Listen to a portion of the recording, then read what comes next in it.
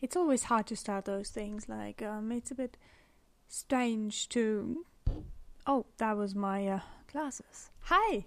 I have no idea how to start that, besides the fact that 2018 was one of the biggest and best years of wrestling in general. If you don't think that way, well, let me tell you some tiny stories I knew nothing about because I'm just a fan, but I'm suggesting there's something big.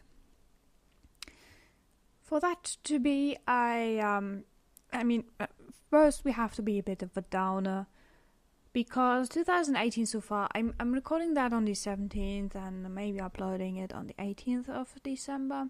So we are not quite at the end of the year, and everything could still happen. Things are definitely going to happen, but it is the best time of the year to record that, because after that I'm gone vacation. So let me start with the down part. 2018 was one of the craziest years, I have to be honest, and my list I have here will make me click a lot here and there. Death is everywhere, and this year was particularly hard. The last years weren't easy either, and people died that made an impact like no one else in the business. The hardest one were Dusty Rhodes and Roddy Piper for me in the last years, especially Dusty Rhodes. That kind of excuse me, I hit the pop thing out. Yeah. So death, right? The latest one is Dynamite Kid. We have now one of their British Bulldogs, the last one, gone, if I remember correctly, which is far from beyond the time I was alive. I started wrestling in 2006. That is really far away from everything kind of related to that, and so I don't really know them. But we have some really tragic stories going on here. I will read the list I have of all the... I will link down everything in the description. So if you want to check up, or if I told you everything, you can do that.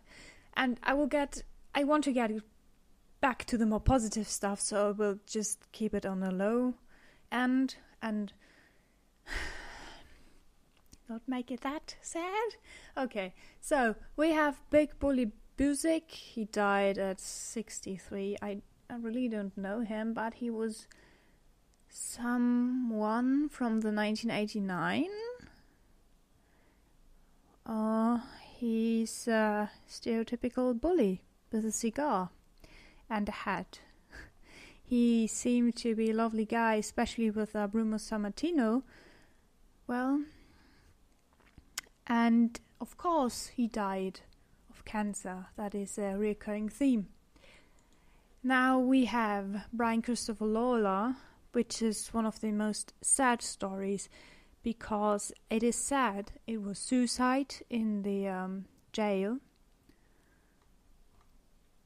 but Jerry the King Lawler is saying no way this is the true story behind everything, and I don't really think this will be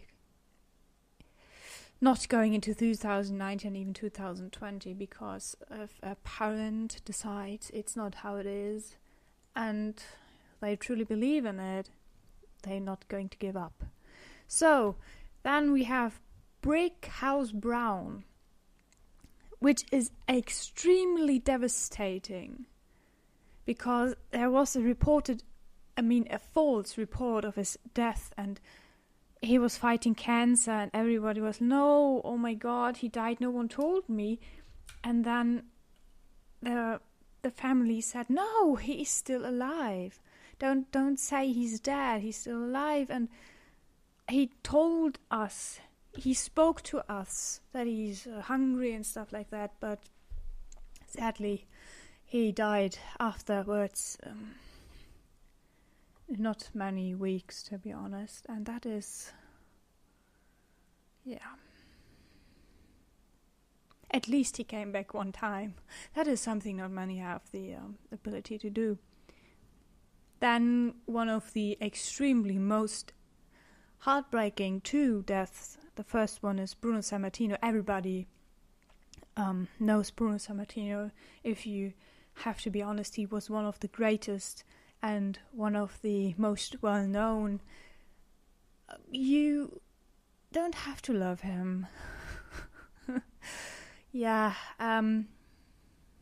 he died of multiple organ failures, but he will always be in our heart for being a wrestler.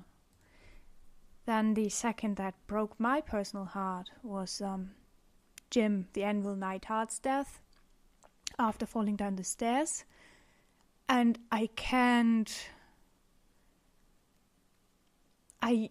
oh my god, excuse me. I can't say that enough. It does not matter how old you are, you can die at any given moment. For that, please. Love your family at most. And oh my god, I'm so sorry for Natalie. But I think they had the best time of their life, so no one is regretting anything, and that is the best point of everything. And the only good point, especially now that every single heart is gone, which is, besides Brad, excuse me, I forgot Brad. Oh my god, I'm sorry. Brad, please don't die. I love you. Did I tell you the story that Bret Hart once shook my hand? Yes, I'm from Germany. That is one of the most craziest thing ever, right? Oh. Okay, then Johnny Valiant died. I totally don't know them. Oh, that is Lucius. Ooh. Killed because he was run over by a pickup truck. Masai Saito. Extremely big star for the Japanese side. Died because of Parkinson, one of the craziest illnesses ever. We have a new cancer victim, that is Matt Caputelli, brain cancer. And I don't know him either. Then we have the Nikolai Volkov, the most evil heel of all times. Oh my god, no. We have Paul Jones. This is an undisclosed cause. Well, we have the Rock and Rebel, which we don't want to talk about. And the last one that not only is the most bad thing that could happen. I have no words for that, but Vader died this year. And this guy was a living machine. He not only killed the business multiple times, he also wrestled with an eye poking out of his head. And yes, he died losing the battle with pneumonia, and he had some heart issues. But everybody knows Vader. God damn it, Vader is the king. Vader was the king, and sadly, he's gone now. Like so many others that make us happy, while they maybe are going to die early because of that. And I may be sounding like I'm going to cry. I'm not going to cry. Try to not cry, because it is not a time to be sad. It is a time to be happy and joyful, because it's almost Christmas, and almost Christmas means remembering the good times of the year, remembering what happened, remembering where we're going to be at the start of 2019. 2019 is going to be a big one, because like I said before, 2018 was the biggest thing in the wrestling business, I have the feeling, for many years. I would even say it's the Attitude Era of our era, because not like everybody is having an attitude. No, because they revolutionized the whole business in this single year. I mean, they're not doing it 2018 to 2019. They did it before. Many promotions did it before. They worked hard to get where we are now. But 2018 is the point where everything went down to what it is now. And I realized something I have to put on the list. We're going to talk about that a bit later. So,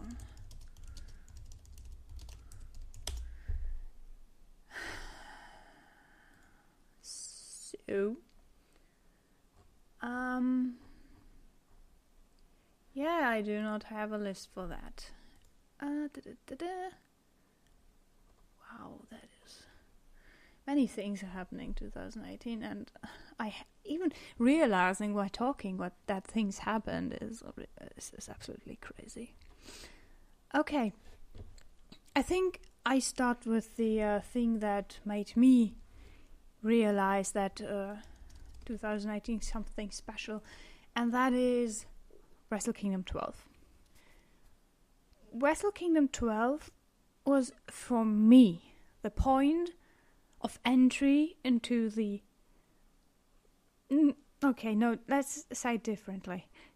2018 was the point I realized that the WWE is no longer the thing I'm going to watch. But wrestling in general is something I love to death. So I'm changing my point of view and going into the international parts east from me. Japan and New Japan Pro Wrestling. At that time, I mean, we all knew the promos. Oh, Chris Jericho versus Mr. Goddamn I Kill Everyone, right? Right? You can't tell me that is not the reason why you watch Wrestle Kingdom 12 if you never did it before. I need to there. I have the match card now, and I want to say one thing. Never in my life am I going back to the WWE. Never in my life am I going back to the entertainment business. I want wrestling. And Wrestle Kingdom 12 showed me what wrestling is. Before that, I knew about the whole Daryl thing and Hiromu Takahashi. I know about the whole Okada versus Kenny Omega streak, whatever thing that he tried so many times, and so good star match. I even watched them. I saw them, but there was no spark, and that is because I only watched that one match without context, without getting into the story, how they feuded, who those people are, because I lost interest in the whole connection. Why are you going to wrestle that guy, and why should I even care about that? I was in a phase extremely down because the WWE not only destroyed my feelings towards the sport with Brock Lesnar, they gave other people opportunities that I did not like, and NXT gave away every single star I loved, and I saw them lose on the main roster, and that made me so mad that I started to hate the wrestling for it, not the people that are making the decisions. So I thought, why not? Chris Jericho is having a match. Chris Jericho is one of my all-time favorites. I love this guy to death. I will follow him wherever he's going. And New Japan Pro Wrestling, only 999 yen per month. That is between 7 to 9 euros, depending on the day and hour of the day, and even the month and season. But it is far less than I have to pay for the WWE network. Excuse me, where you have shows I'm not going even to watch. There are two things I watch at the network: NXT and pay-per-views. I did not watch On the Road, I did not watch the 3 on table thing, I did not watch any of those talks because I didn't care. That is nothing I want to see. I want to see wrestling. I don't want to see entertainment. Wrestling is entertainment in a different way, but what Vince McMahon is trying to do is pure entertainment, less and less wrestling, and that is not what I want as a fan. So I said to myself, Chris Jericho is going. Chris Jericho's leaving. He had the best goddamn feud of his life in the last year. I'm going to follow him. I can't stand seeing Kevin Owens lose. I can't stand seeing Sami Zayn being depicted as extremely idiot. I can't stand what they do with Bobby Roode. I can't stand what they do with 205. I can't stand anymore. What the fuck are you doing with Asuka? That is not what I want to watch. So I went to Wrestle Kingdom. I watched it. And it blew me away.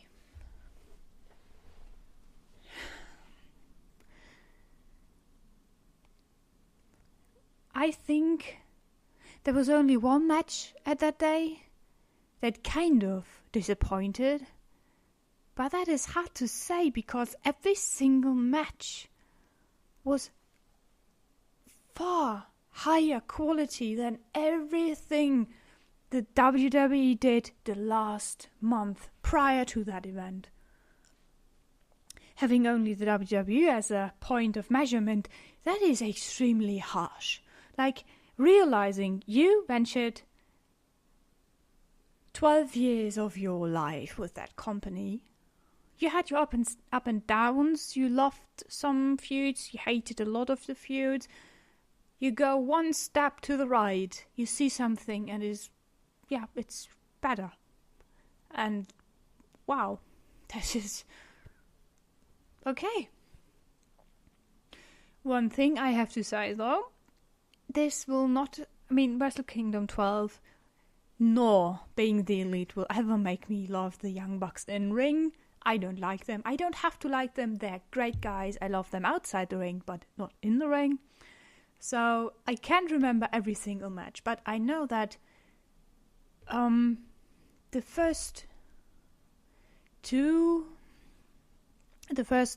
real, besides the pre-show match, was the Young Bucks versus Roppongi 3K, and it blew my mind. They blew my mind. Not the Young Bucks, the Sean Yo and of course Rocky Romero, but Rocky Romero was blowing my mind on so many levels, but I'm not going to talk about that. The second match was Trent Beretta, Tomohiro Ishii and Toru Yano versus the Tama Tonga, Tangaloa and Bad Luck Fale. Yeah. Then the Michael Elgin and the War Machines, and Suzuki Gun, Seiichi Takahashi Iizuka and Zack Sabre Jr. and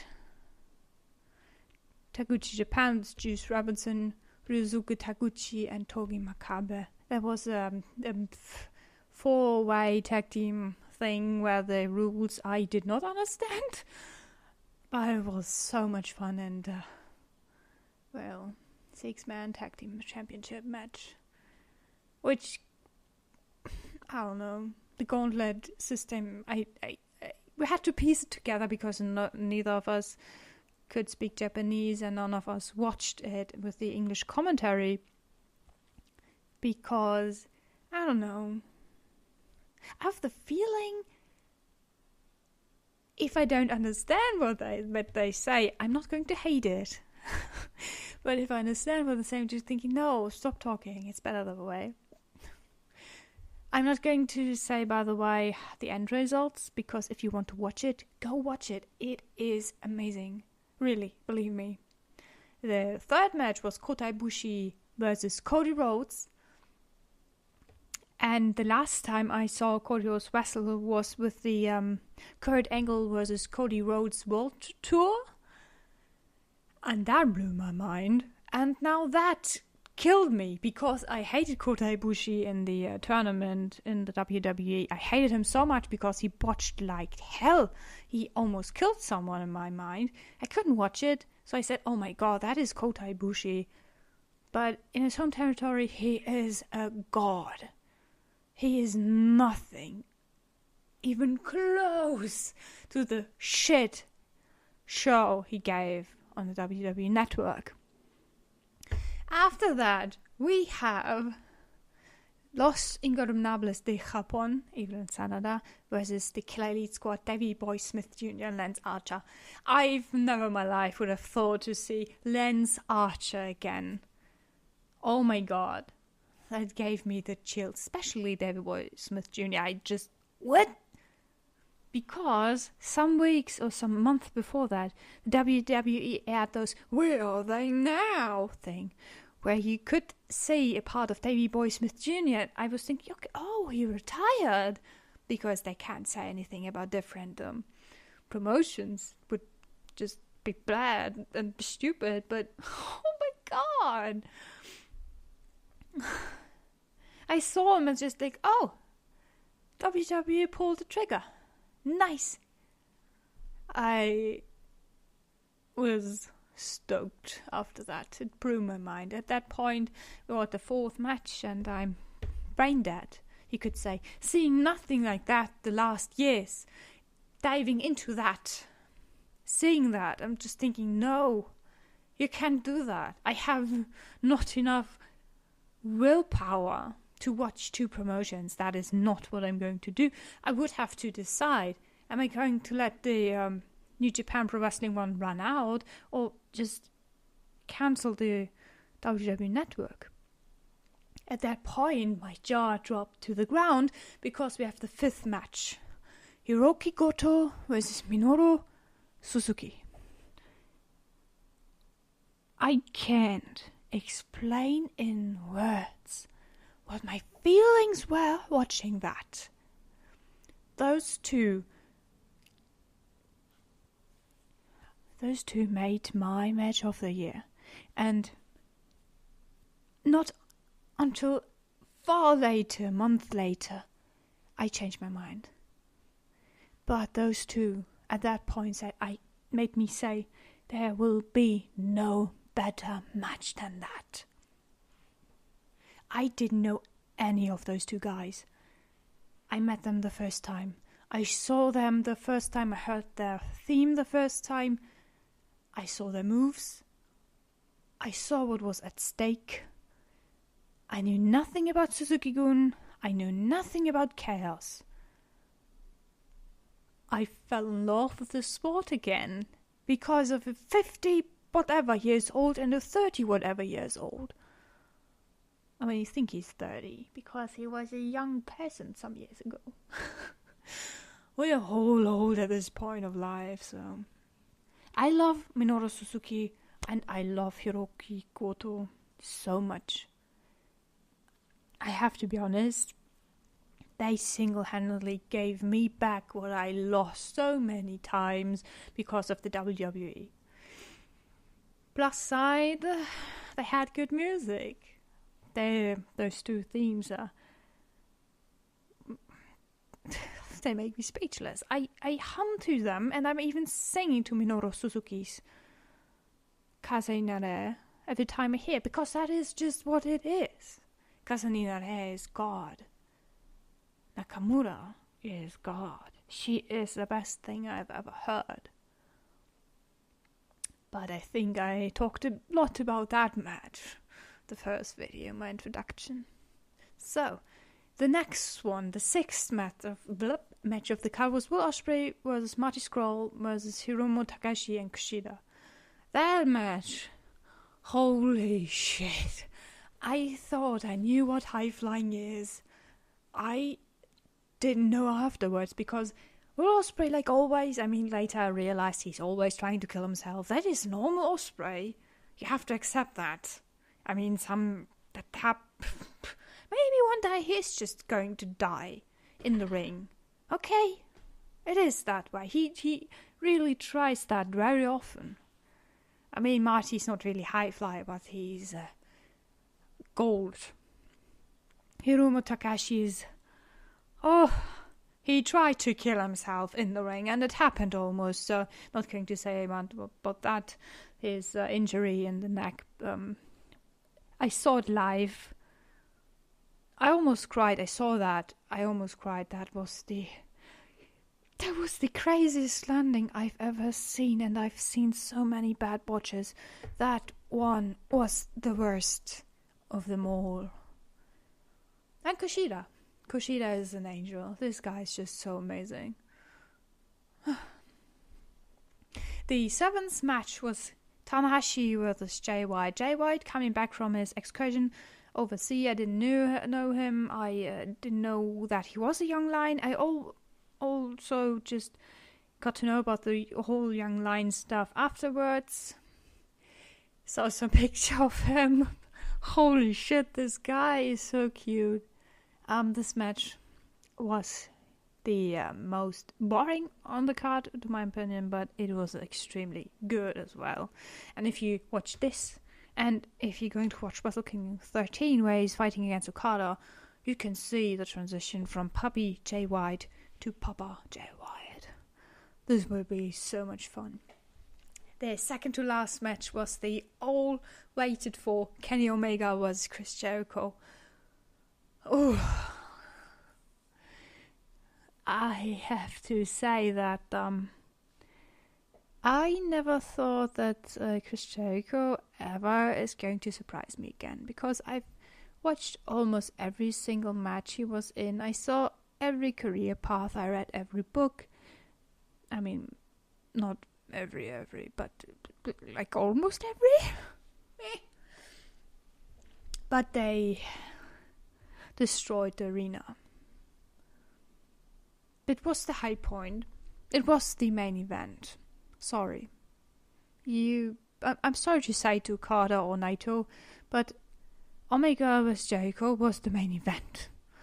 If you haven't seen it and haven't seen the promos they had and what they said and all the videos, and oh my god, you missed on something really big, and I'm so sorry for you. You don't know how it is. I'm having goosebumps right now. That is so weird. That was, for me, one of the highlights, because it gave me the confidence and wanting to watch wrestling again, which is crazy. It's hard to explain, because the last 5 years before they were such a downer, and now, no, we're going to get to the positives. So, the positives, right? One of the biggest positives in the last month. You don't see me waving with my hands, but just imagine I'm doing that. I'm jumping up and down on my chair. I'm happy. I'm crazy. Oh my god! Kenny Omega beats Kazuchika Okada at New Japan Pro Wrestling Dominion. If you were not excited watching that match, you were no New Japan Pro Wrestling fan, girl. That's what I would probably say. I would just say no. You just have different interests, and I'm happy for you to have different interests than me. That is okay, but oh my god. Having all those matches before and having the thing after Wrestle Kingdom, having the whole transition of Okada being the biggest asshat on the planet, his ego is growing and growing, and he just says, nobody can beat me. Kenny, please come back for one last time. If one can beat me, it's only you. For the title, of course. The IWGP Heavyweight title. I watched it live. I'm almost watching every big pay-per-view style event live because it's at a human time. WWE pay-per-views are not at a human time. So, it was a 2 out of 3 falls match. I can't remember much besides the fact that I sweated completely up head to toe. Everything was wet afterwards. I screamed so much. I don't know. It literally killed me. The last pin was the longest.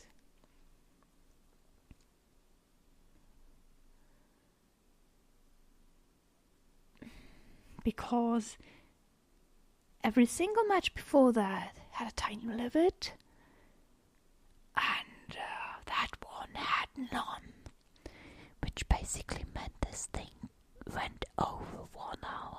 I can't remember the real time, but it went over 1 hour, I think. And if you want to see something where fans literally standing on their chairs, ready to jump over the barricades just because the tension is that high, watch that match. I've never seen something that intense. I've never seen a match or something related to a match that was that close to be. It was that close to make air terrible. Terrible, not terrible. Terrible, like tearing apart. Because it was so thick. The atmosphere was thick. Like cotton. Cotton you could cut through, tear through. This was the match that made so many people realize that everything is possible in this business, and we shouldn't care about those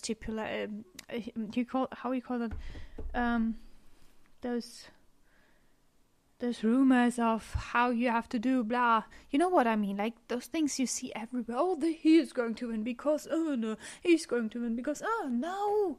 There's no way you can predict anything anymore. Okada is the biggest star. He's the ace. Tanahashi, I'm sorry, but Okada is the face of New Japan Pro Wrestling. He is the biggest star of this company. You can't tell me Tanahashi, even though if he is really the face, he's not going to be the biggest guy in the business because that is Okada. Fact. It is Okada. It always be Okada. No one is like Okada. I don't like Okada, but he made his job so good. I love this match to death. It is still not my favorite match of the year. Like I said, Goto vs Suzuki is my favorite match of the year, and it will take a long time to break that, and we will go to that moment. But this is godlike. This match was amazing. Not technically, not in a technical sense, but in the promo sense, in the feud sense, in the pure existence in the business sense.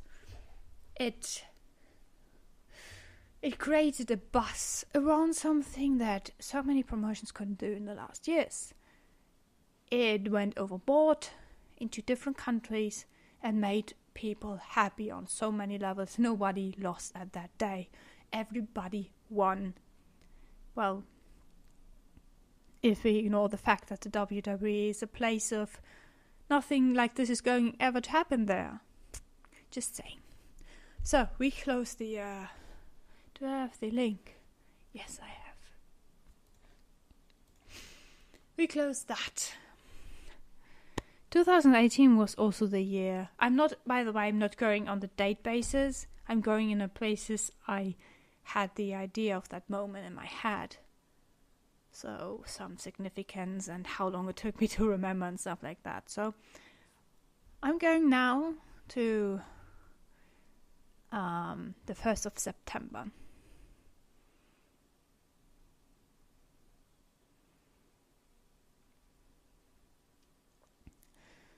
I think it was the 1st of September. I can't find the real date. I will say it was on the 1st of September, right?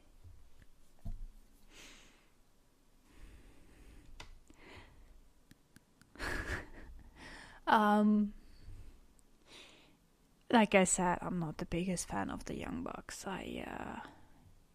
In ring, but I'm a huge fan of BTE. We're going to get to that later. So, after they announced All In, it gave me the chills, because if now wrestler can start an own pay-per-view event, and people letting it sell out into almost one day, then you know the business is doing something right. Those guys know what they are doing. It's not really helping that everything was a bit mysterious, because it was a big arena.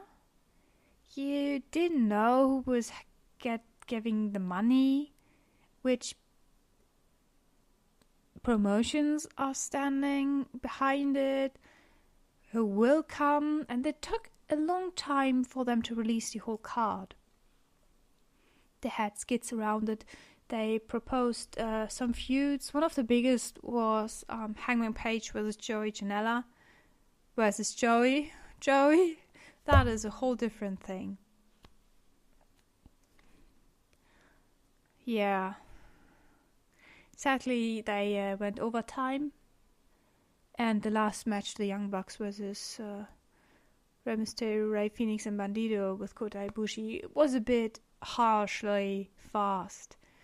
But every single match on that card reflected something that happened around the BTE community, in NWA or in Ring of Honor, and New Japan Pro Wrestling, of course, because they had so many people from all over the world. They had even, oh my god, they had the old guys like Damon Dallas. They had them all arriving in polka dots, and I almost cried because of that. The whole card is godlike. I don't want to spoil anything, but I screamed after the Kenny Omega versus Pentagon Jr. match, and everything was crazy. Everything from start to finish was crazy. The matches were so good, but the thing that made me so happy was those are in-business guys. They're not after the money. They made even less than they gave. You know, they made minus. No one of those people, no single person made money on that day. And that is why I love wrestling. It's the heart into the business. And if you have the chance, you need to listen to the Talk is Jericho about that day. Believe me, this is the most craziest thing on earth. They made something so good that I don't think they can top that ever. They can maybe top it if they're really going to make their own promotion, which is just don't talk about it. Yeah. So if you haven't watched All In and have not the possibility to do so, New Japan Pro Wrestling has it in its membership, and that is, like I said, 999 yen. That is nothing. You can watch that, the whole, besides the pre-show. I think the pre-show was an America exclusive, but I don't know that. Don't nail me on that. What I said, just. Oh, excuse me. They gave me the chills again because this. Holy shit, guys! Oh my god. One other thing that sparked, by the way, the whole they're going to make an own promotion thing was the Cruise of Jericho. Cruise of Jericho is, before they announced All In, or before I realized there is an All In going to happen, was for me the biggest thing on earth. Because this guy is doing that on his own, with his own money. He's getting the stars in, and that's it. I've heard the Talks Jericho about that he asked the WWE and they refused. So he said, okay, let's go to RH, let's go to New Japan Pro Wrestling and NWA and stuff like that. There were 3 promotion on that ship. Like 3 promotion parentheses, 2.5. If you know what I say. They had live podcasts. the Jim Ross and Jerry King Lawler stuff. They had the Talk is Jericho live on board. They had two wrestling days, like a tournament and then the whatever that other thing was called. They had stars from all over the world. They had ladies, they had boys, they had music. They had Impact Wrestling guys. What the fuck? They had Pat Patterson. I just want to say that something like that would not have been possible in 2017, 2016, and before that. 2018 was the biggest year for wrestling. And if you do not think that way, you missed out on something amazing. If you want to see something extremely crazy, it is the Bucks of Jericho, or is it Y2 Jericho versus Kenny Omega, Hangman Page, and Marty Scurll. It is the best match ever. Then you have the cosplay thing where they had against the Impact guys, and that was so crazy. It's on Fight, I think.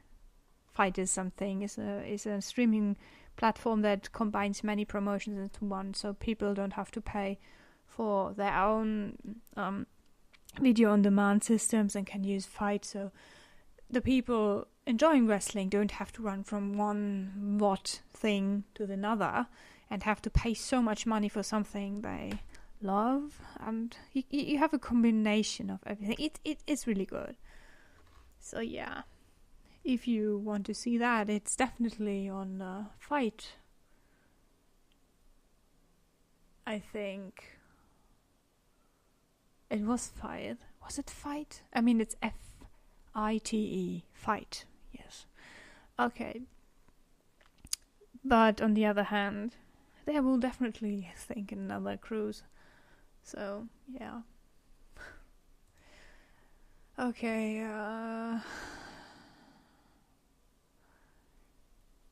okay.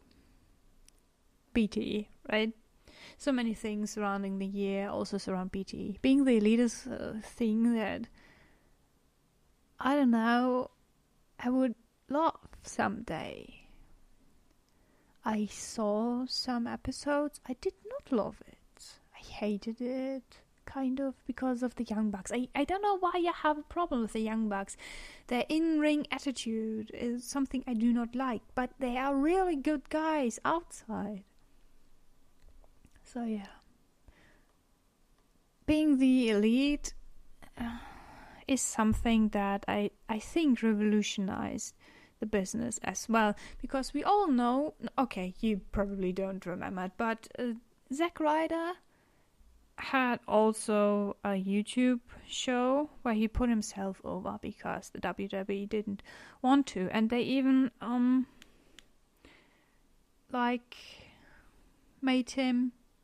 humiliated him for that. First, they used his show to gain momentum, and then he got humiliated on TV.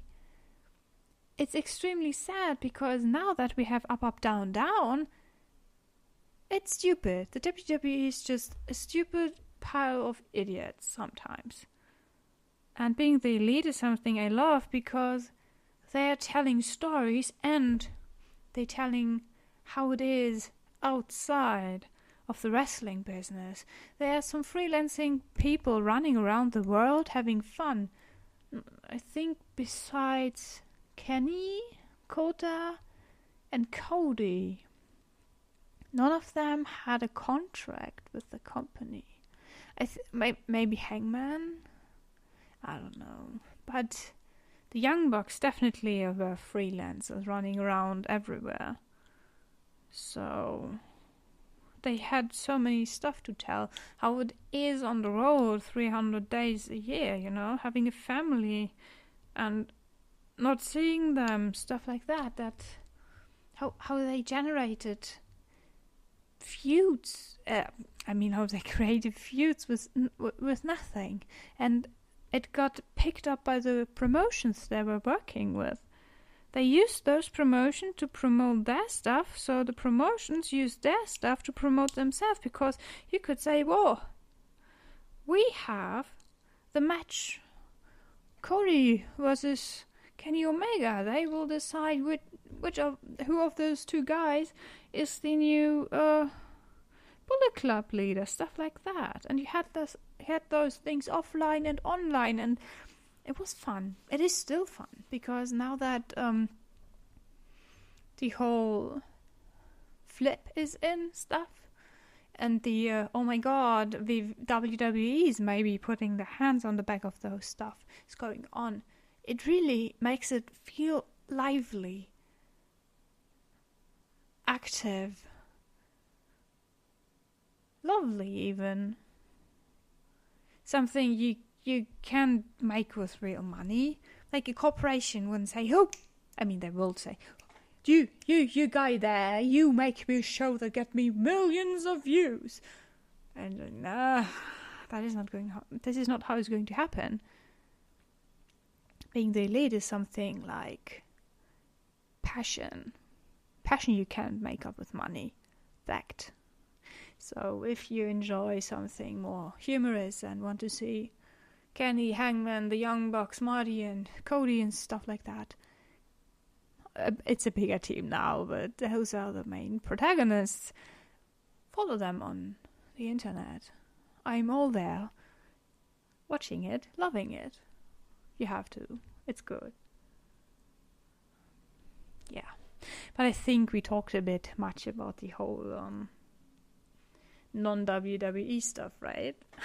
There has to be something positive about the WWE this year. And besides that, I'm not really watching ROH or NWA I'm watching a bit of WXW. And I'm extremely sad that Walter signed with the WWE. I'm extremely sad that Axel Dieter Jr. is using the Ringkampf theme and NXT. I'm extremely sad that they're going to ruin everything, but that is the next theme, the WWE ruining everything. That sounds bad, but listen to me. I have a perspective. You have a perspective. I'm not going to say that watching the WWE is a bad decision, because if you enjoy what they're doing, that is okay. I'm happy for you, because I can't anymore. I lost my ground for that stuff. I need wrestling. I don't need entertainment. Wrestling is not entertainment. Wrestling is wrestling. So I will happily call that section of the video, or the sound you're listening to, I will call it the WWE fuck-ups. Because good things are sprouting out of bad things. If you don't believe me, I will go to that thing. I will go to that place and explain why I think that WWE fucking up is a good thing. And that they fuck up is not something you can hate for all they did. Real confused right now? Yeah, let's start with the most downer part of the whole thing. Crown Jewel, or the whole Saudi Arabia pact. Oh god, they fucked that up, right? I talked about that in the last video. Crown Jewel was something really, really fascinating for me. They had no way on seeing that coming. They had no way seeing the death coming. They had no way in seeing what the fans are going to do happen, or the president of the United States, or whatsoever. They had to go with it. And I'm proud they did, to be honest, because you can't break your contracts. That makes you look like an idiot. Contracts are there for being worked with. If you breach it, you look even worse than before. And that is the best thing they could have done. The car was stupid. The matches were awful. I've only seen one or two things. And after the announcement of Hulk Hogan, I gave up on the idea of maybe ever reading about something about, because it is not canon. But they kicked the bucket, and I had to follow what happened, because they made so many decisions that made the fans extremely mad, that they got back into the news. And that, not on a political way, but on the entertainment level. And that is something I have to applaud for. They made so many things wrong, in parentheses, that people were talking about them.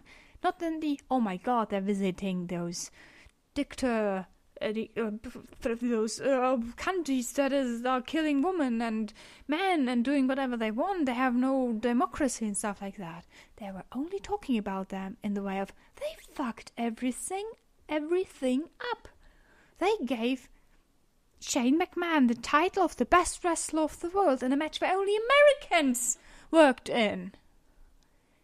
Shane McMahon is officially, in the eyes of the WWE, the best person in the world. That is genius. You have to admit that. On a crazy, absolutely mad mind level. Crazy shit. What the fuck? But it's genius. You can't tell me that they did not do that because the backlash would over-backlash the backlash of the political side. And that is genius. So, I didn't want to go out of order, but I kind of did, right? Okay, so we have Shinsuke Nakamura versus Rusev at the pre-show, which is one thing I hate because Rusev is still extremely good, but okay. We have the newly returned Rey Mysterio versus Randy Orton. We had The Miz versus Jeff Hardy. We had Seth Rollins against Bobby Lashley. Oh boy, I do not want to say a word about Bobby Lashley, don't ask me. Dolph Ziggler with Drew McIntyre against Kurt Angle. We had The Bar with Big Show, why, I don't know, versus The New Day. We had The Miz versus Rey Mysterio. That was the whole tournament of who's the best, right? And if you say, oh, Rey Mysterio is full the Mexican, I said, no, he's born in California, I think. 619, it's telephone stuff. If you didn't know that, my bad, excuse me. Then we had AJ Styles with a Samoa Joe. I think Samoa Joe is gone again since then. I haven't seen or read anything about him, but that's good. I don't like him. But that is another story. If you want to ask me, I can say it in the comments or wherever you are going to ask me. I can explain it extremely detailed because this guy is not safe. We have Brock Lesnar versus Braun Strowman. Please, for the love of God, just kill this guy. I'm not meaning it literally. I'm saying it in a more fantastic, summarizing way. I hate Brock Lesnar more than anything in the world. And he's one of the reasons I left watching the WWE. I hate this guy so much. And we have Shane McMahon versus Dolph Ziggler. And the last match was the Generation X versus the Brothers of Destruction. And what I'm going to say about that is, fuck yourself. Excuse my words, or my wording, but fuck yourself, WWE. Fuck yourself so much. You destroyed a mythos. You destroyed the best match on earth. You destroyed a legend. And you destroyed my faith in you.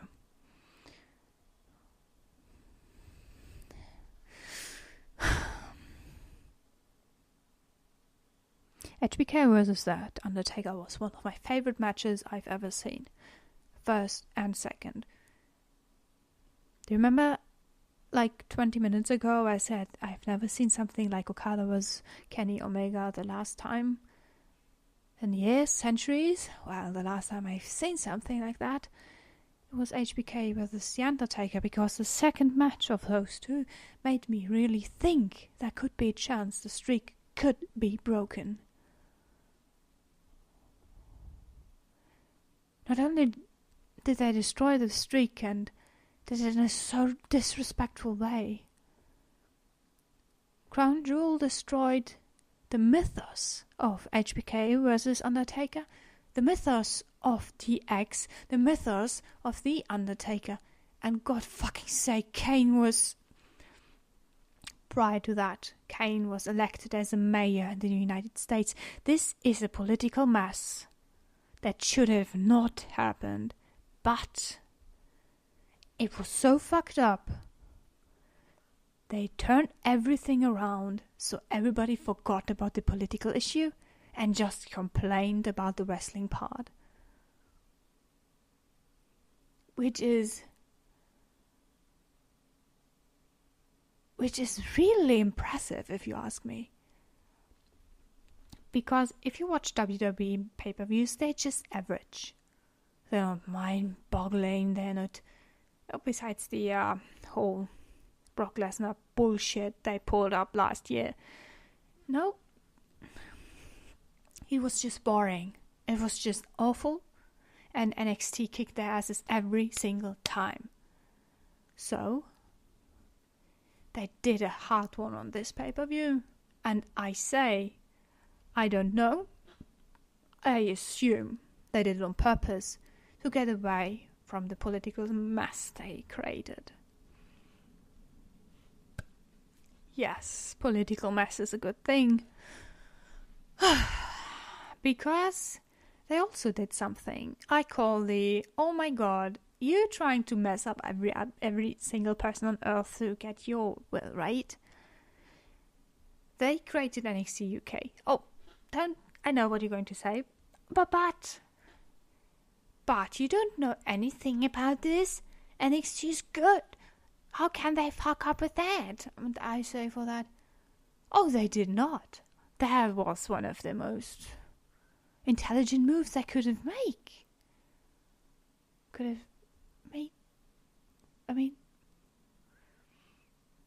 How do you destroy something that is better than you? You drown it in the average. Simple as that.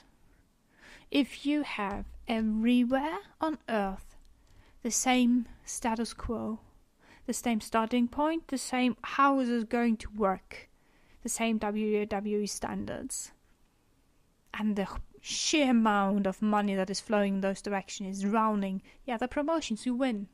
You don't have to make something good. You just make it en masse. And that is make you win. Winning itself is not the most important part, but just letting the other guys drown in their own sorrow because you bought every goddamn fucking single wrestler in that area and made a goddamn fucking contract with them that they can't go everywhere else besides those partner promotions like Progress, WXW, and some tiny ones no one cares about. Just assume something like NXT Japan, where they can work with a Dragon Gate or New Japan Pro Wrestling. There's just NXT Japan, and they're paying much more than New Japan Pro Wrestling and Dragon Gate. You have average matches. You will not get any good views or ratings, but you get money. How many of those guys will just say, "Oh my god, more money is good"? I wouldn't say they would make a bad decision. I can't even blame them. I would do the same thing. Because deep in your heart you think, hey, my heart, my passion will turn everything around. We will have good matches. But then you have the WWE with this average entertainment stuff. NXT is far better than the main roster, but even that is not near the quality of some promotions around the world. Because you still have this creativity input and you're working with different ways of how you have to do something. You can't compare an NXT match to a main roster match, to a New Japan Pro Wrestling match, to a WXW match, to a Progress match. I'm sorry if you think that every promotion is the same. It's not fact. I would say German wrestling is far, far away from English wrestling, even though much German wrestling resonates from the American style. Alex Wright brought back and the whole English part because they're working so much with the English wrestling, and the Japanese, they have their strong style. The WWE brought in the entertainment part. Every promotion is different. And that is something I love about wrestling. You have something you were going to love for fact. It's a fact. There is something for you in there. But if there is nothing different anymore, and the WWE is just the main part of the world, and those tiny promotions are getting drowned in the sheer amount of averageness, that is just so fucked up and bad. And for that, I want to say, please support as many non-German, that is a bad thing. Please support WXW, because WXW is amazing, okay? But also I want to say, please support what you love to watch. And support different promotions. Maybe there's something else for you that is good. Like, I realized that New Japan Pro Wrestling is my new home. Maybe Progress is your new home. Maybe, oh my god, I don't even know every single word on earth. I don't know the promotions. There is something for you. And I just don't want to be 2019, the year WWE took over the world. They're not going to do that. Because they fucked so many up, especially with those contracts that say you can't work somewhere else. They even got Walter into it. He can work for WXW. That is one of the reasons WXW is in the whole contract part within, because of Walter. But oh my god, just stop them. I want to have, I like my Europe how it is, and I like my Asia how it is, and I like my America how it is. I hate what they're doing right now. I really, really hate it. So yeah, that was also part of 2018. Like, they're getting a bit mad about the whole "we are not everywhere" part, right? Yeah. So the next part is something I just want to slide in for a second and get out. It is also part of 2018 that WWE is making fun of the death of the Anvil Neidhart, and I want to say at that point that I think they should finally stop using dead people in their promotions, in their storylines for stuff that is just the worst. You should never do that. Okay, the next fuck up is something I really love. I only found out about it via Twitter, like most of the things, to be honest, because I don't watch WWE. I have them on YouTube. I follow so many stars of them because I really enjoy watching them. I love them for what they are, and they were my favorites at the time. Maybe they're just talking a lot. That is Becky Lynch. Heel Becky Lynch killed the business. Heel Becky Lynch, with her own hands, destroyed the WWE's way of thinking. And they're still trying to, turn it around. But they're not going to make it. Ronda Rousey versus Becky Lynch turned everything upside down. And that is amazing. I love how much traffic that got and is still getting, besides the fuck up they did at TLC. I love how they used, or better to say, how she used that momentum to push herself over every single person in that promotion. She is the hot topic. She alone is the king of the WWE right now, and there is no one that is going to deny it. If the person does, he's delusional. She is the goddamn queen of the business right now. Even though She got hit and injured and couldn't fight against Ronda, and Charlotte had to do it, and Charlotte beat the living crap out of Ronda Rousey. Something so many fans wish would happen, because we don't want those guys in wrestling. I, as a fan of Suzuki Minoru, I'm still saying that MMA people should not be in wrestling if they can't wrestle. And more than holds is nothing she can do. She is no Brock Lesnar by any means. She's maybe a friendly person, a good girl, but I don't like to see her in ring. And I loved the moment she got fucked up so hard. I'm sorry for saying that. I'm sorry sounding so deeply angry about her. Because there generally are so many little girls looking up to her. That is okay, that is totally nice, but she is nothing I would want to watch in ring anymore. Oh.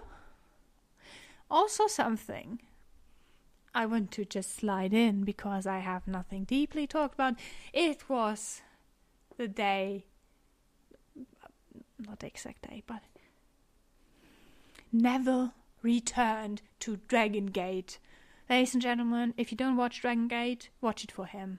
Pack some more. If you don't like Neville, I'm sorry, but he's the king of high fly.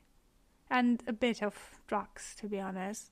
He's not getting that many muscles by just going to the gym. I'm sorry. I said that. Don't kill me. Don't kill me. Thank you. So, killing each other, right? Whew. And coming from the whole MMA part, right? Oh, that's a fade into the new theme. Oh my god, I lost words. I literally killed myself with that. No. MMA, right? Being an MMA fighter and then going to be a wrestler, and that for 30 years. Fuck my life. Suzuki Minoru had his 30th anniversary match on June 23 this year. And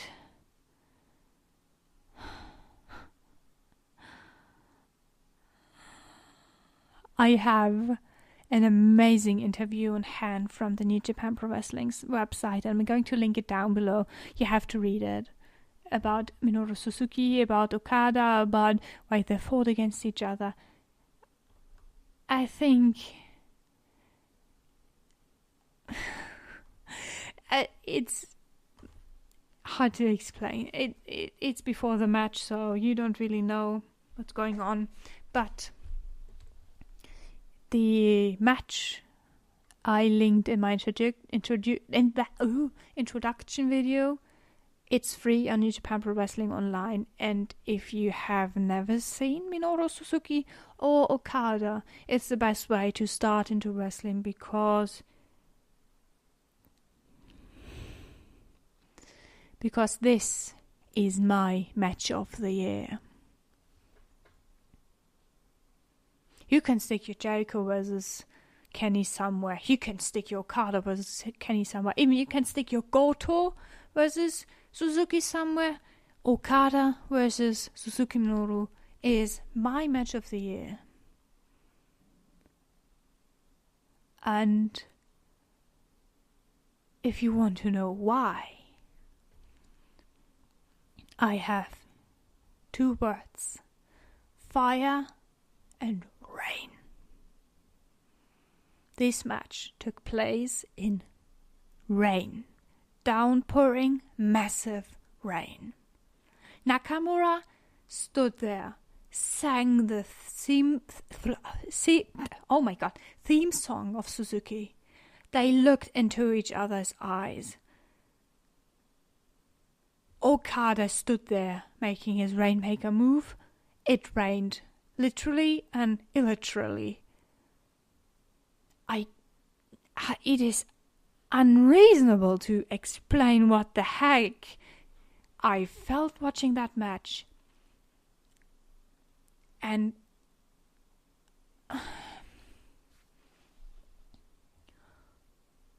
the version of Casaninare she sang is since then his entrance theme, new version, and I have to say that gives me every single time memories of this match. And if you did not watch it, I beg you from my deepest heart, please go watch it, because it is in my eyes the best match 2018. And the reason why is because you see the passion those two guys have, and you see what difference in age really makes. Nothing. If you have passion, even rain can't stop you. And it tried really hard. This match, I will cherish it. I will really cherish it. And if someone asks me what is the best match to describe New Japan Pro Wrestling, it will always be Okada versus Suzuki at the Great Pirate Festival 2018. The 30th anniversary in-ring of Suzuki Minoru.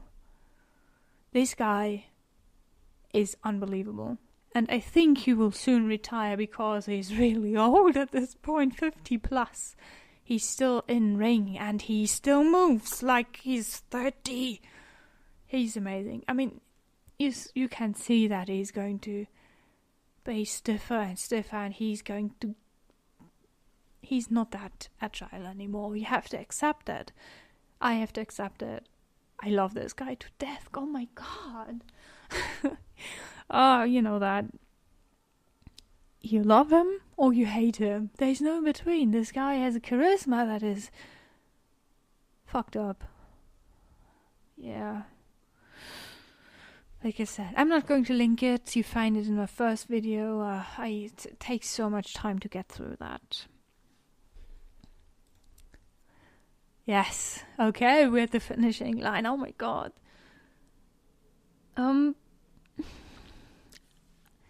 I want to say thank you to every single indie promotion out there that is not even indie anymore. RH is not indie anymore. New Japan Pro Wrestling is definitely not indie anymore. Even, I would go that far and even say that Progress is not indie anymore. We live in an age where indie does not really exist because of the internet. You have fans around the world. Even New is not indie. New is not as big as WXW, but for European standards is pretty good. And for that, I want to say that the biggest thing that happened this year in my mind is Ring of Honor, New Japan Pro Wrestling, G1 Supercard sold out Madison Square Garden. Something the WWE couldn't do in the last years. 15,000 fans.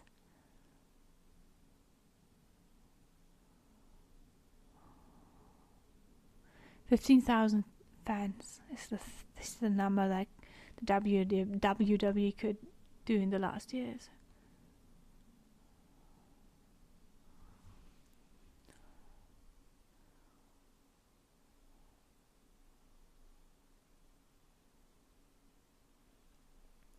And they did not sell out. G1 Supercard sold out.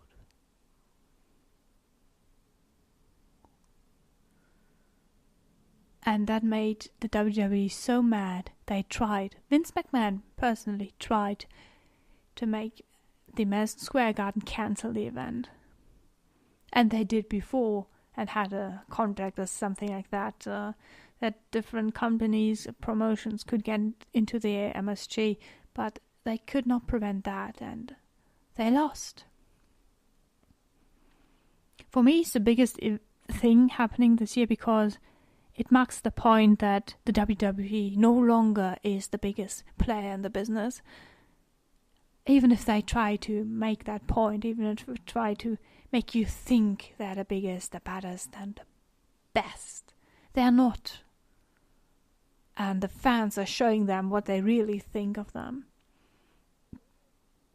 something like, do your stuff, we have our promotions, we're going away from you, because you are doing stuff we don't enjoy. You can make it, people are still watching it, have fun with it, but don't interrupt business of other promotions. That is something I hate. And I see that as the move against the whole contract part on the WWE side. They're going to lose that war. That is indefinite. Because the fans are going to decide where the winner is going to be. And so far, it is on the side of the cross promotions, of RH, even Impact, even whatever they're coming from, on the Cruise of Jericho, on the All In, New Japan Pro Wrestling. That is the part that I see is going to win. And the WWE is scared. And I love that. They have far too much money and are being far too egoistic for something they did not do on their own. They did not fire up the whole wrestling. They did not fire up the Divas Revolution. They only take the name of it and slap it on their face. They do nothing new. Like, they're not creative in any way. And for that, I think the sold out Madison Square Garden is the biggest hand into their face. And I hope they will realize that they are not going to win. And the fans are not going to get back to their bullshit. And I love that. This is making me mad happy. Really, no joke. 2018 made me so happy. We had so many pay-per-views. We had so many shows. We had so many events. We had the cruise. We had All In. We had so much that elevated the whole sport on a different level. There are some people in this business that made so much more impact in this 1 year than the WWE in 20 years. And that is why I think we are in a new attitude era. Besides, there is no attitude. I mean, if we think the attitude of the WWE is not attitude, that is attitude. They're like a crybaby, but attitude. You know what I mean, right? A new era. Let's say it, without the attitude. We're just in a new era. 2018 was amazing. And with that in mind, I thank you for listening to that rambling, and I hope you could understand what I meant. And if not, I'm always there. I'm not looking that much into the comments because I feel tiny. Nobody's watching or listening to that. But if you have any wish to talk to me, I do have ways of get in touch. Mostly comments. I have Twitter. Whatever. If you have some suggestion for the next podcast that is not going to get online soon because of some time restrictions, tell me please. I'm all up for ideas. Thank you very much for listening. I love you for that. Nobody's going to listen to that. And see you until next time. On an art video, on a stream, video games, or even here. I love you. Bye bye.